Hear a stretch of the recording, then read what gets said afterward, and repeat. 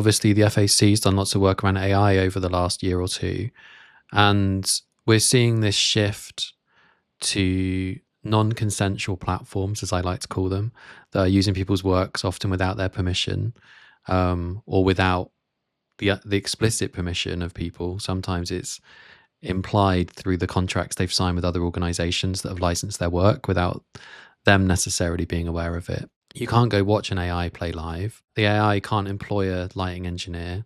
The amount of investment the government's put into AI platforms, the Freeport breaks for data centers, there is that double pronged thing of like, yes, you can pay for this, you can invest this money, and for every pound you invest, that might be £3 that's going into the music economy. I don't know. You're not going to be able to work that out yet, and I'm not expecting you to. But if that money's invested in AI technology, that's not doing the same thing. Like how do things like this project kind of interconnect to some of the other things that you work on, I guess is my question. Yeah, at the moment in AI, we're working very closely with our colleagues in the Council of Music Makers, so the other creator organizations in the UK, plus the manager organization. It's a lot of our work at the moment, partially because the technology is moving very quickly. We feel the risk of that, partially because of the belief there is something innately important about protecting human creativity and the right to create. The reason that copyright exists is to incentivize human creativity, so you can attach a value to it, so you can control it. So I think it comes down to the fundamentals of why should we bother to invent something? Why should we bother to create something? So I think it's fundamentally important. I don't confess to be a future gazer especially when it comes to technology. And I will tell you that when mobile phones came along, I put one in my cupboard at home and said, these are never going to catch on. So just take what I say with that in mind. I think it remains to be seen what the public demand is going to be. I think when you're talking about non-consensual platforms, you're talking about the music platforms that are that generate AI music. Yeah, that are generating things, but also the people that are generating sound-alikes, Yeah, that are very similar, often using sounds and samples from artists without their permissions. I And think what remains to be seen is what the level of demand is going to be from the public for mm, AI generated work.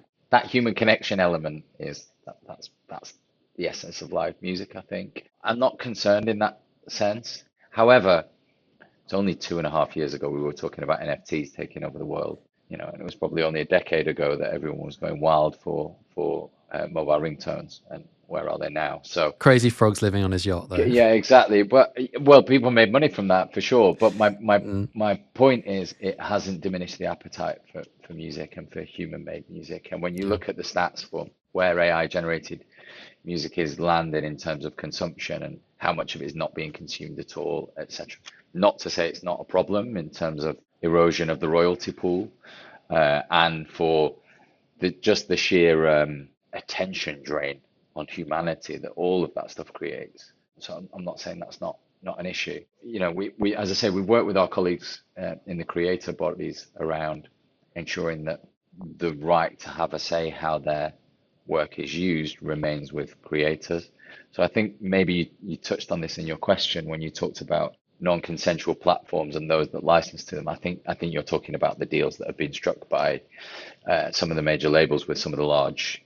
I always get Suno and Udio mixed up. Yeah, I do as well. Yeah, And but some of them have done deals, but some of them were operating before they'd done the deals. And they were all operating before they did the deals, and I think that mm, in itself is a scandal. We're starting to see it pop up now in the last few months, but nobody who signed their record contract in 2020 signed any specific terms around AI. They might have signed something that said yeah, any future technology in the universe ever, etc., etc. If these things go to court, it's going to be a struggle to explain to a judge that somebody gave explicit consent for something they didn't understand, because that's the very basis of explicit consent. So our argument with those rights holders and our position is that they haven't given their rights up for those purposes because they couldn't possibly have envisaged them.